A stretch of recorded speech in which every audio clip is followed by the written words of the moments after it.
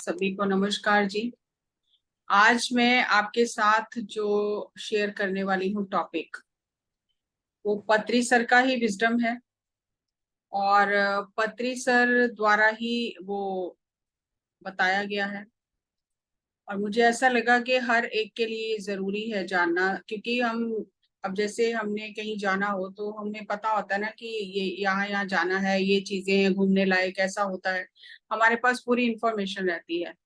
ठीक उसी तरह से जीवन यात्रा में, आत्मा की इस यात्रा में भी संत हमें बताते रहते हैं कि यात्रा में क्या क्या पड़ाव है, क्या क्या आता है, ताकि हम घबराए ना और हम अपनी यात्रा को कंटिन्यू करें। तो वही एक टॉपिक मैंने आज भी लिया है, पत्री सर का विजडम, जो 2013 में पत्री सर ने मुझे और कुछ मास्टर्स थे साथ में मेरे, तो उन्होंने एक पेपर पे लिख कर बताया था, पूरा समझाया था एक एक चीज। लेकिन उस समय लगा कि ये क्या कह रहे हैं सर, ऐसे थोड़ी होता है। तो समझ में नहीं आया कुछ भी कि ऐसे कैसे होता है। तो अभी फिर बाद में पत्री सर ने वो टॉपिक तेलुगु में तो बहुत जगह बोला था, फिर उसका हिंदी अनुवाद हुआ।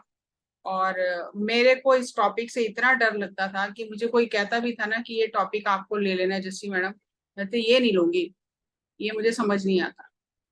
मैं बहुत घबराती थी इस टॉपिक से। और फिर पिछले कुछ दिनों में मुझे लगा पिछले साल कि घबराने से तो कुछ होगा नहीं, जो भी सर ने बताया है इसका मतलब वो हमारे लिए जानना जरूरी है, तो मैं क्यों नहीं इस टॉपिक को ले सकती हूँ। तो इसकी बुक भी बनी हुई है योग परंपरा के नाम से। फिर मैं बुक लेके आई, मैंने बुक पढ़ी तो मुझे लगा मैं कितनी बेवकूफ थी, ये तो जानना कितना जरूरी है। ये तो यात्रा से जुड़ी हुई चीजें हैं, आत्मा की यात्रा से, तो ये जानना बहुत जरूरी है और इतना इंटरेस्टिंग है, पता नहीं मैं क्यों डर रही थी इस टॉपिक से। फिर मैंने उसको प्रेजेंटेशन में उतारा और वही टॉपिक मैं आपके साथ आज शेयर करने जा रही हूँ। बुक का नाम है योग परंपरा।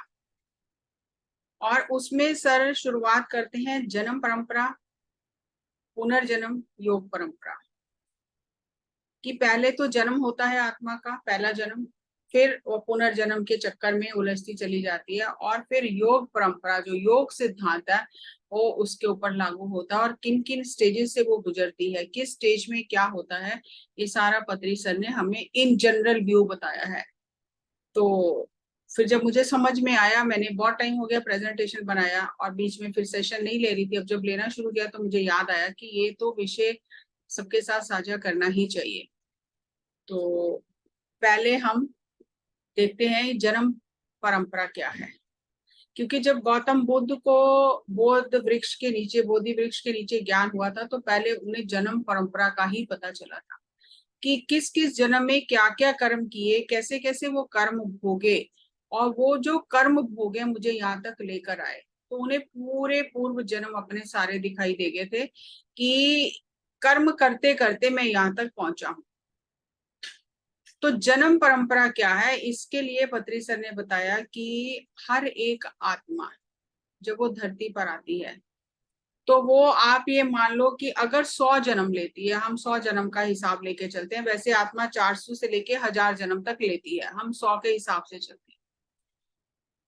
कि जो पहले तमोगुण में जन्म होते हैं उसके, जैसे आप सभी जानते हो तमोगुण, रजोगुण, सतोगुण, ये 3 गुण हैं। वैसे इसके बाद 2 और हैं, सात्विक और शुद्ध सात्विक, जिनका जिक्र कहीं नहीं आता, जो सर ने बताया। तमोगुण में आत्मा के अगर 100 जन्म है तो 30% जन्म उसके तमोगुण में चले जाते हैं। खाना पीना सोना, क्या खाना है क्या नहीं खाना उससे कोई मतलब नहीं, बस पेट भरना, बच्चे पैदा करना, बच्चों की देखभाल करना, खाना पीना सोना, बस उसके ये जन्म इसी में ही बीतते हैं, 30% जन्म। और इन जन्मों में वो बहुत ज्यादा नेगेटिव कर्मा इकट्ठे करती है, क्योंकि ज्ञान नहीं है, समझ नहीं है, कुछ भी पता नहीं है, खाया पिया सोया, मांस भी खाया, मारा पीटा, सबको लूट लिया, सब कुछ करती है। अब 30% जो अगले 30% जन्म है वो रजोगुण में व्यतीत करती है। और ऐसा नहीं है कि सडनली कोई सतोगुण में टपक जाता है, नहीं, ऐसे ही चलता है क्रम। तो 30% जन्म उसके रजोगुण में होते हैं। रजोगुण में उसको राज करने की इच्छा होती है कि मैं लोगों पर राज करूं, उसके लिए मुझे मारना पड़े, मुझे काटना पड़े, मुझे जो भी करना पड़े, बस मैं रहना चाहूं, पिक्चर में मैं रहना चाहिए। मेरा नाम सबसे ऊपर, झंडा मेरा होना चाहिए। तो इसमें भी बहुत ज्यादा नेगेटिव कर्मा आत्मा इकट्ठे कर लेती है। जैसे आप देखते हो जो होता है पॉलिटिक्स में, ये सब जो आप देखते ही रहते हो, कोई आगे बढ़ा, कोई संगीतकार आगे बढ़ता है तो पीछे से घुस के टांग खींच लेता है। खिलाड़ी भी ऐसे ही होता है, पॉलिटिक्स में बहुत ज्यादा होता है। तो वो 30 जन्म तमोगुण और रजोगुण में कर्म इकट्ठे करती रहती है। तो 60% जन्म तो ये हो गए। अब उसे होश आती है जब वो सतोगुण में प्रवेश करती है। जब ये सारे लेसन सीख लिए, सत्वगुण में प्रवेश करते उसको होश आती है, वो भी अरे ये तो मैंने बहुत कर्मा इकट्ठे कर लिए, अब तो इन्हें कर्मों को खत्म करना है, अब इनको प्रक्षालन करना है। तो अगले 40% जन्म जो है आत्मा के, वो कर्मों को मिटाने में, भोगने में, खत्म करने में लग जाते हैं। और आखिरी जब सबसे ऊपर बिंदु पर पहुंच जाती है, आखिरी आखिरी जब उसके जन्म होते हैं, तब उसको सात्विक और शुद्ध सात्विक का पता चलता है। तब उसके अंदर जो सात्विक गुण के दोष होते हैं वो उसे समझ में आता है। लोगों को लगता है सात्विक गुण के क्या दोष होते हैं, सात्विक तो सही है लेकिन उसके भी बहुत दोष होते हैं। तो वो सात्विक दोष को दूर करती है, अपने अच्छे कर्म करती है। और कई बार यहाँ पे भी बहुत कर्मा और ठीक करने की बजाय और इकट्ठे कर लेती है। और इसमें वो सारी कैटेगरी आ जाती है जो हीलिंग करते हैं, दूसरों के कर्मों के साथ छेड़खानी करते हैं। और आखिरी जो आत्मा के जन्म होते हैं, तब उसे ये समझ आती है कि अब मुझे वास्तव में करना क्या है, मेरा स्वरूप क्या है, मैं कौन हूँ, मुझे अपने आप को जानना है, मुझे ज्ञान चाहिए। तो वो आखिरी जन्मों में जाके आत्मा को इस चीज की समझ आती है। तो ये आत्मा का एक जर्नी है।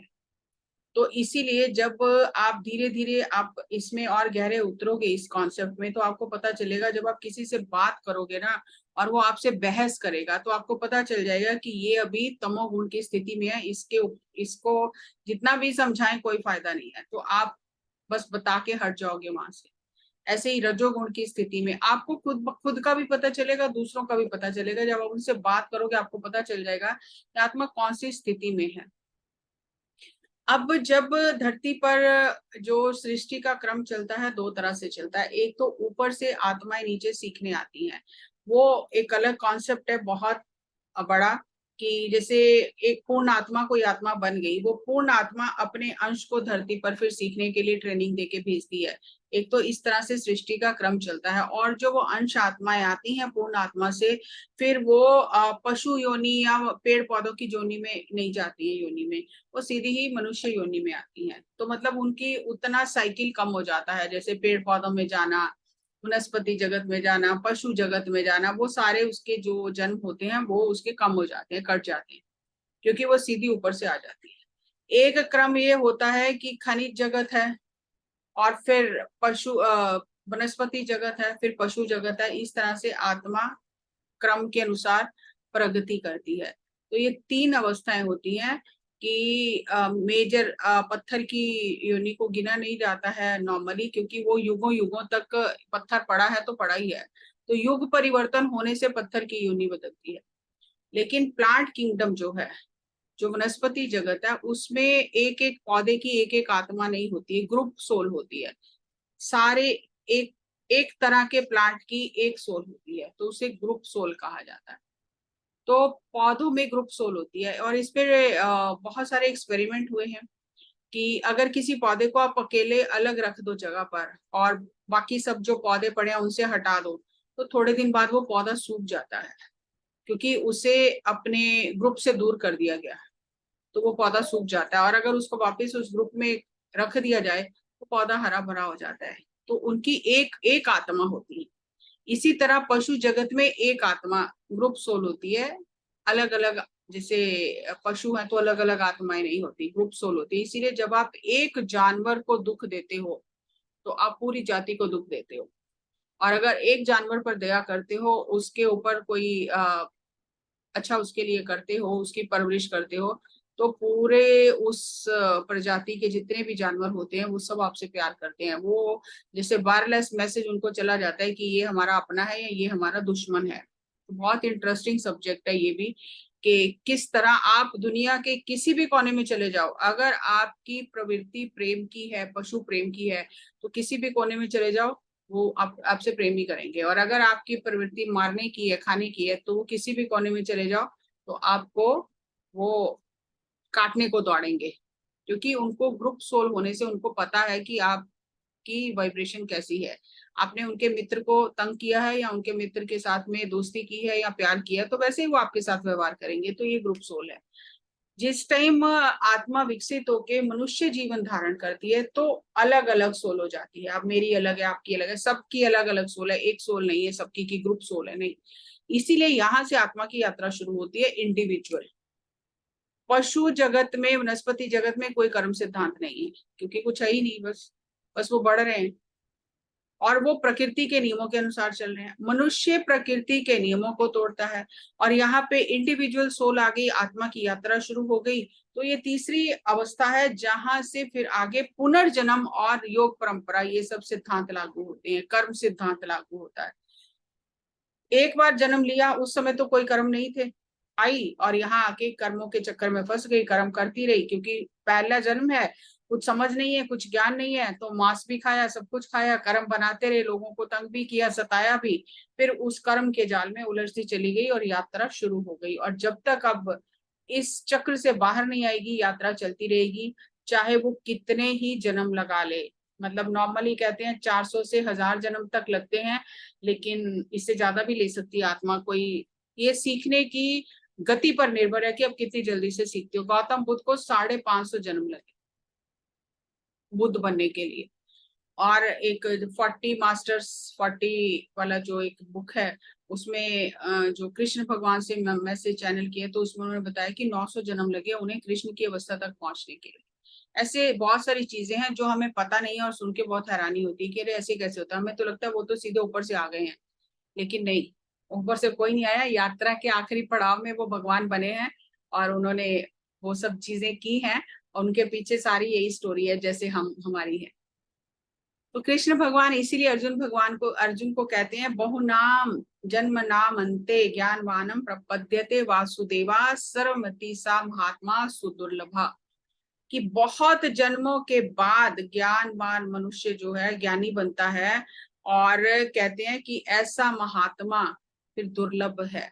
तो कृष्ण भगवान अर्जुन को कहते हैं मैंने तूने बहुत जन्म लिए हैं, मुझे अपने सारे जन्म पता है, लेकिन तुझे कुछ भी नहीं पता है। तो ये जन्म परंपरा यहाँ से शुरू हो जाती है आत्मा की। उसके बाद आता है कर्म परंपरा। कर्म परंपरा क्या है? तमोगुण में जैसे हमने किया खाना पीना सोना, मैं जिंदा रहूं बस, मुझे किसी से कोई लेना देना नहीं है, तो तमोगुण प्रधान होता है आत्मा में। रजोगुण में मैं इंपॉर्टेंट हूं, बस मेरे नाम का झंडा सबसे ऊपर होना चाहिए, मेरे आगे कोई ना चले, मैं सबसे आगे रहूं हर जगह पे। तो ये रजोगुण, अहंकार, मैं हूं, मैं बहुत महत्वपूर्ण हूँ, तो ये रजोगुण का दोष जो होता है ये आता है। सतोगुण, यहाँ उसको थोड़ी होश आती है, मैं हूँ कौन, मैं आगे जाना चाहता हूँ, मैं आगे बढ़ना चाहता हूँ, लेकिन ये मैं कौन है, ये मैं कौन है, मेरा पर्पस क्या है, ये दुखों का अंत कैसे होगा। कितना भी आगे जाओ कोई और आगे खड़ा ही होता है, कितना भी आगे जाओ उससे आगे कोई और होता ही है, तो ये अंत कहाँ होगा दुखों का। मैं तो सर्वश्रेष्ठ नहीं हो सकता हूँ, मेरे आगे जहां भी जाऊं कोई खड़ा होता है, तो ये कैसे अंत होगा, मेरे जीवन का मकसद क्या है, मैं क्या करने आया हूँ। ये सतोगुण में जब आत्मा प्रवेश करती है तो ये प्रश्न उठने शुरू हो जाते हैं। अब ये थोड़ा सा आगे समझने वाला है और ध्यान से समझिए, मुश्किल नहीं है। जैसे मैंने बताया पहले, मैं बहुत डरती थी, मैं चैप्टर खोलती नहीं थी कि ये नहीं हो सकता, लेकिन ये बहुत इंटरेस्टिंग है, बहुत आसान है। कि अब हमने इसको पिरामिड में बना लिया, तो नीचे से चलेंगे कर्म योग। कर्म योग में, योग परंपरा में आत्मा कर्म योग में प्रवेश करती है। दूसरों की मदद, अब मैं क्या करूं, मैं दूसरों की मदद करूं। पहले बहुत नुकसान पहुंचा लिया सबको, अब यहाँ से शुरू होता है दूसरों की मदद करना। तो कई जन्म इसी में बीत जाते हैं। फिर उसको लगता है नहीं, मदद करने से भी ज्यादा कुछ है, पेड़ पौधे लगा दिए, भंडारे लगा लिए, अस्पताल खुलवा दिए, सब कर दे, लेकिन उसको लगता है नहीं इससे भी आगे कुछ है। तो फिर उससे लगता है कि नहीं, ज्ञान क्या है, आत्मा क्या है, परमात्मा क्या है, फिर इसकी खोज करने लगती है। तो उसको वहां पर थ्योरिटिकली नॉलेज हो जाती है, इधर उधर से प्रवचन सुन लिए तो पता चल गया आत्मा है, परमात्मा है, यात्रा है, ये सब चीजें समझ में आ गई। लेकिन फिर उसको लगता है कि यहाँ तो अंत नहीं है, इसके आगे भी कुछ होगा, तो फिर वो ध्यान में प्रवेश करती है। ध्यान योग तब उसके यात्रा में ध्यान आता है, तब इतने जन्म लेने के बाद।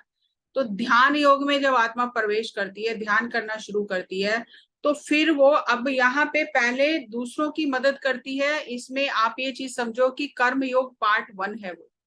ज्ञान योग में थ्योरी उसको पता चल जाती है, तो वो भी ज्ञान योग का पार्ट 1 है। अब बीच में आ गया ध्यान। अब ध्यान के बाद फिर एक सेकंड कर्म योग का फेज शुरू होता है, जिसको पार्ट 2 कहा जाता है। और ज्ञान योग भी पार्ट 2, जिसमें अब थ्योरी आ जाती है। अब वो चीजें वो जिंदगी में उसके होने लग जाती हैं, वो ज्ञान उसकी जिंदगी से दिखाई देता है कि ये व्यक्ति उस ज्ञान के अनुसार जीवन जी रहा है। और आखिरी आखिरी जो उसके इनकारनेशन होते हैं, उसमें वो फुल्ली एनलाइटेंड हो जाती है। अब योग परंपरा जो है, उसमें आखिरी में जब पहले कर्म योग में 4 पार्ट हैं। कर्म योग 1 में सुनना, मानना, निध्यासन और आत्म साक्षात्कार, ये कर्म योग के पार्ट हैं। ABCD 4 पार्ट हैं, जो आप सबको पता ही है। श्रवण, मनन, निध्यासन और समाधि जिसको कहा जाता है, सेम वही चीज है। ध्यान योग के फिर 4 पार्ट आते हैं।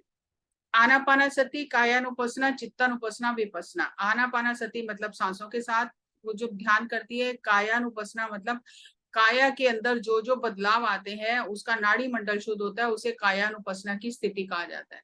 कायानुपसना से भी जब एनर्जी और आगे जाती है गहरी, तो चित्तानुपसना मतलब मन में जो जो विकार, संस्कार, कर्म, यहाँ से कर्मों की धुलाई शुरू हो जाती है।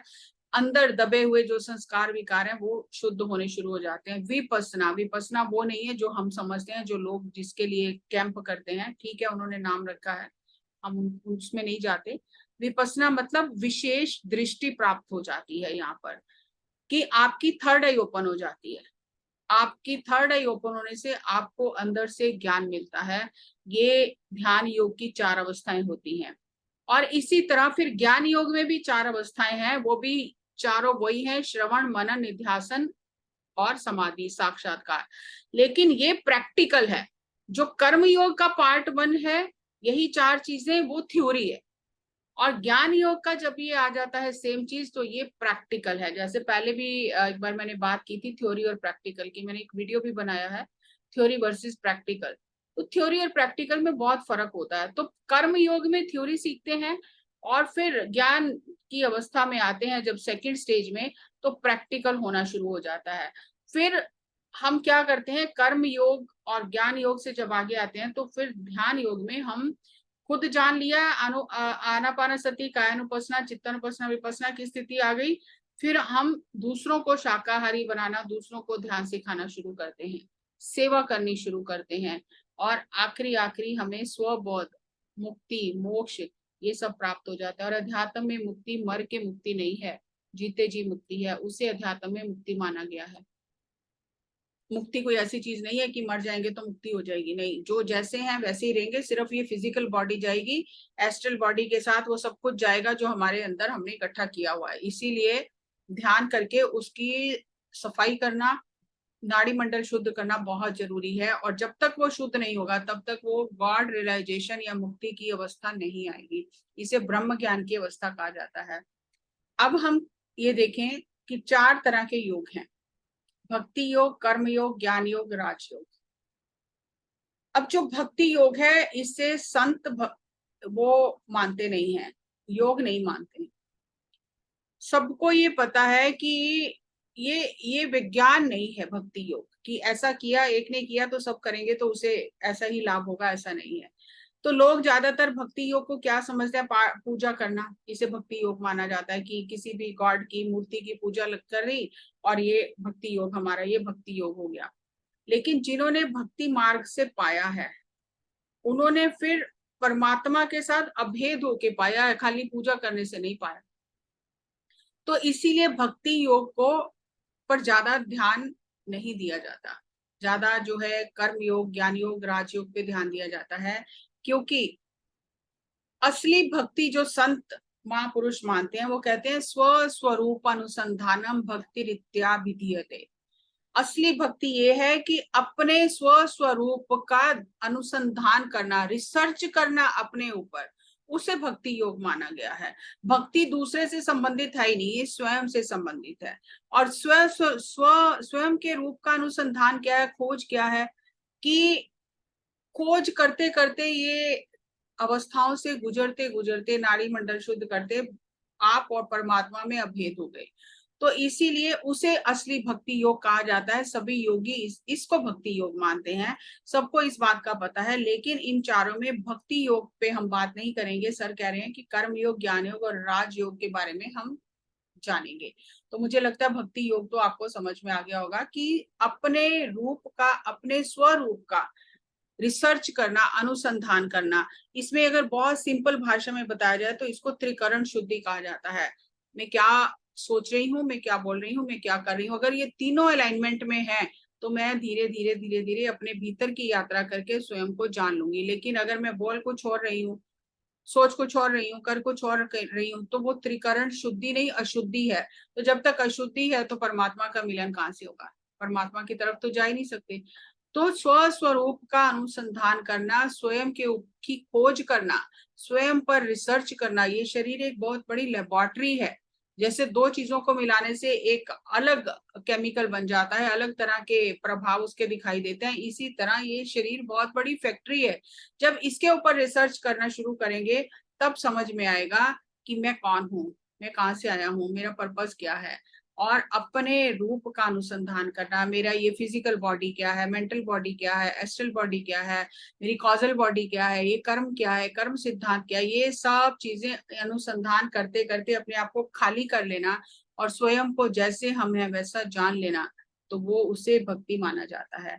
तो हम भक्ति योग में नहीं जाएंगे, कर्म योग से शुरू करेंगे। कर्म योग पार्ट 1 और पार्ट 2, आज हम पार्ट 1 सिर्फ करेंगे कर्म योग का।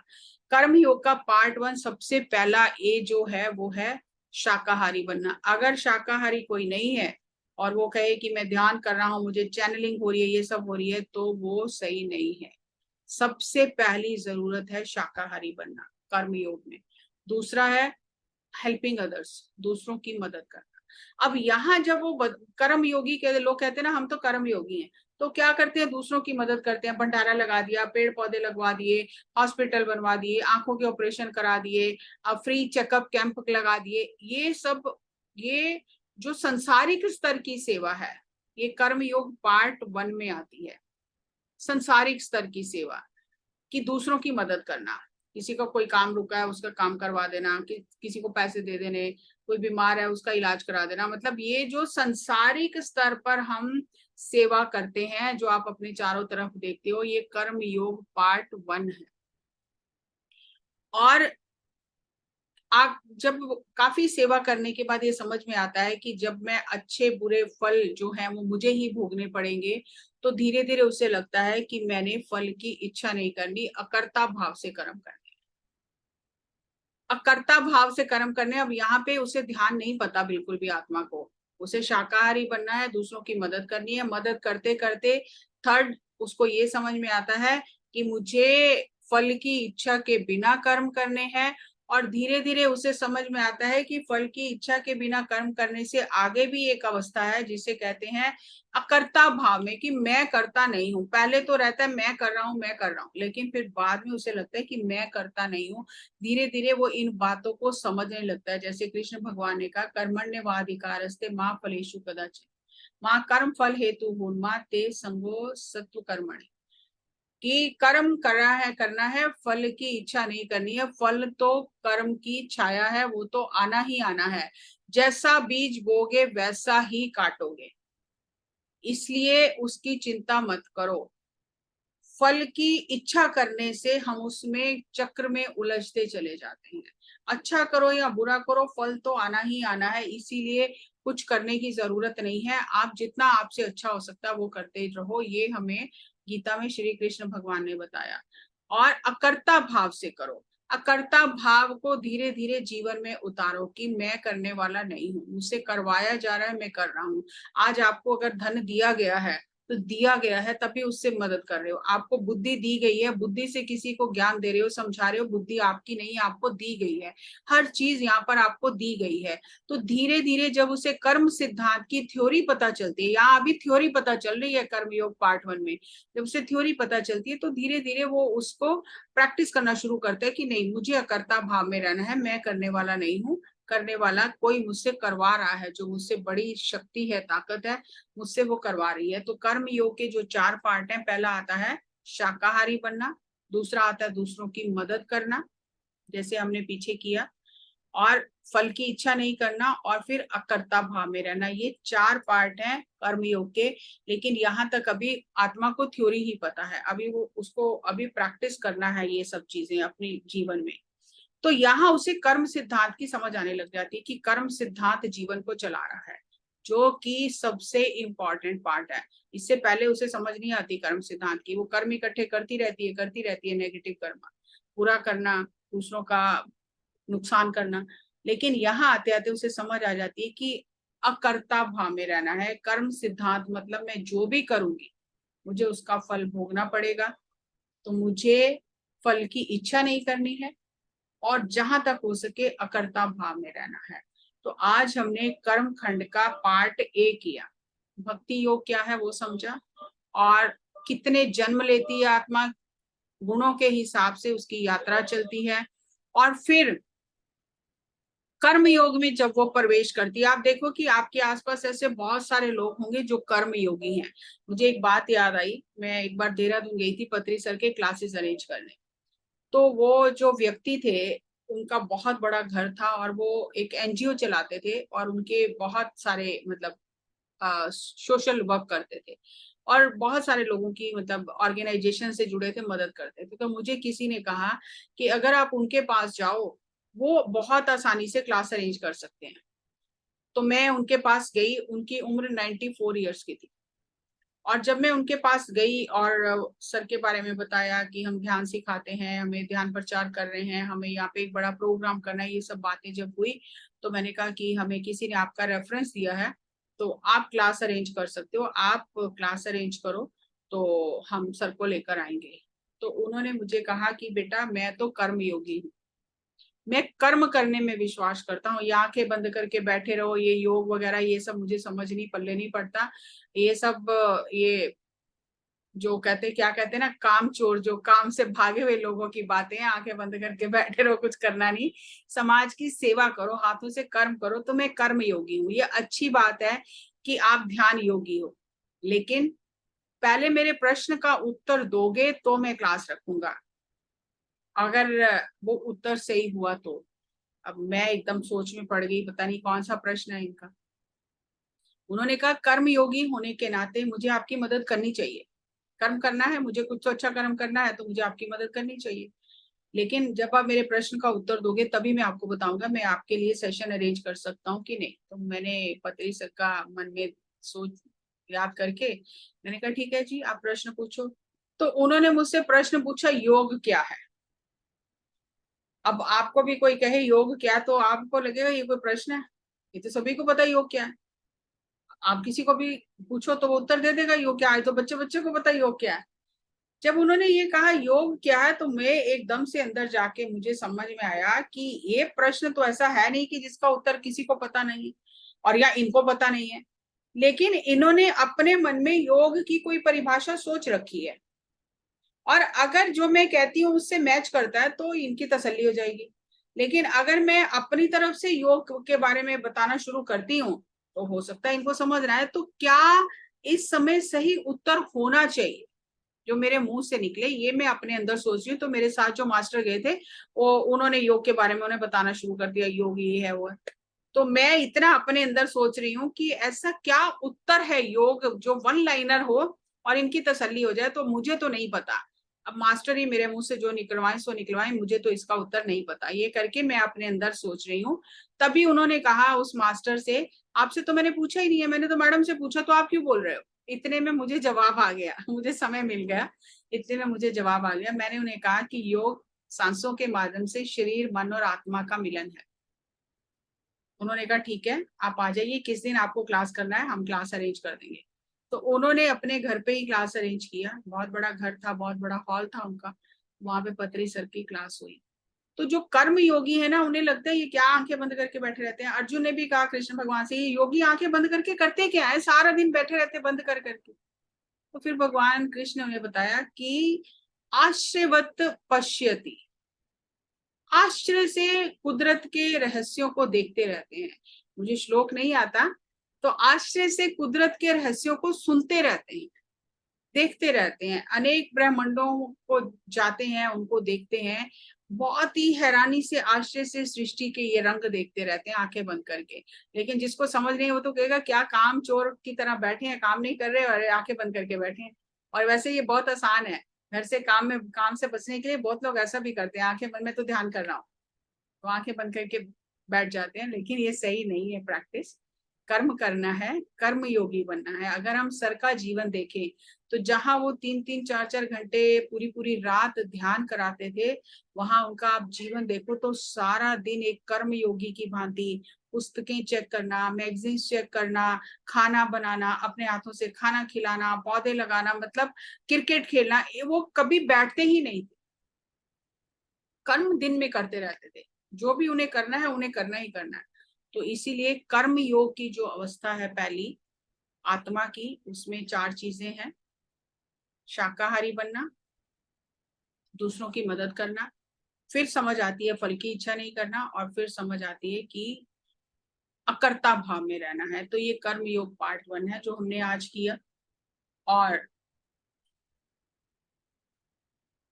अगले फ्राइडे को हम कर्म योग का पार्ट 2 करेंगे, क्योंकि एक एक चीज को, एक एक पॉइंट को समझेंगे तो ज्यादा आसान है। सब कुछ इकट्ठा कर दिया तो पता नहीं चलेगा, क्योंकि सब में है, सेम चीजें ही हैं, बस थ्योरी और प्रैक्टिकल का फर्क है। तो मुझे लगा कि ये सबको पता होना चाहिए, क्योंकि हमें लगता है हम ध्यान करने आगे बढ़ रहे हैं कि नहीं बढ़ रहे। तो आप समझ लो कि इस पिरामिड जो है आत्मा की यात्रा का, इसमें आप कौन सी अवस्था पे हो और अगर अब कितना आगे जाना है, ये सर ने हमें माइलस्टोन बता दिए।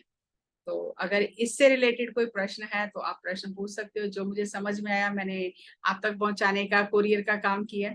सो बहुत बहुत आपका धन्यवाद। Thank you, thank you, thank you.